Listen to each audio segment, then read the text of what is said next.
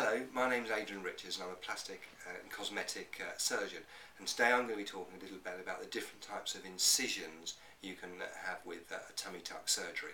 So tummy tuck surgery is also known as abdominoplasty, mini abdominoplasty, and another word that's sometimes used is apronectomy. So all words basically used to describe tummy tuck surgery. And I've talked about these on other videos. So today I'm specifically talking about where the incisions are. Okay, so most people want the incisions low. Okay, so if you've got a caesarean scars can vary in height quite a lot. They can be quite low or they can be slightly higher depending on your surgeon. And if you've had multiple caesareans, sometimes you will have 2 or 3 scars. The normal practice now with caesareans is for the surgeon to remove the old scar, but some surgeons would do another cut which would leave you with different incisions.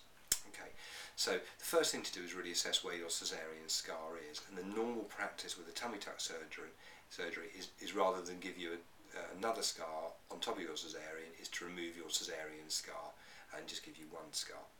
Okay, so in the 80s there was a real fashion for quite a high-waisted scar, which corresponded to underwear worn in those times a bit more. So that was more of a sort of a U-shaped scar, so flat but then going quite high up in the waist. There was also a trend to do what's called a W-shaped scar, so that's got the high lateral area but with a slight V in the middle.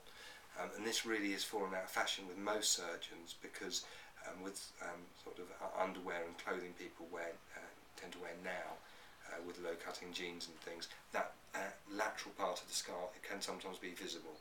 So we're tending very much more to have much lower scars. So the scar nowadays would tend to be below the caesarean, and you really need to discuss this with your surgeon where the scar is going to be, and then it would extend out sideways in gentle curve but quite low below the bony prominences of your hip. So if you feel your hip, the scar should be below that. How far does the scar need to go? Well, it needs to go as far as the tissue is. So if you've just been carrying your children in the front and you've just got the excess tissue in the front, the scar doesn't need to go as far out as if you've perhaps lost weight and in your pregnancy you've had more weight on the side. So the scar needs to be adjusted to you, and in very severe cases we can do what's called an extended abdominoplasty, where I take the scar around to the side to really remove that tissue there. So length of the scar is really dependent on yourself. We tend to favour a low scar, and what I do quite often is ask the patient to bring in either a bikini or underwear she would like to wear, and we can actually design the scar to lie within that sort of clothing.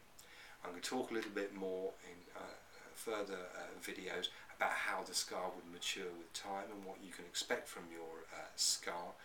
I hope what I've just talked about is informative and interesting. If you'd like any more information or to talk to us about the type of scarring for abdominoplasties, please contact us either via the website aurora-clinics.co.uk, or please give us a ring on our office number, which is 01844 214 362. So thanks very much for watching this video. We hope to see you soon.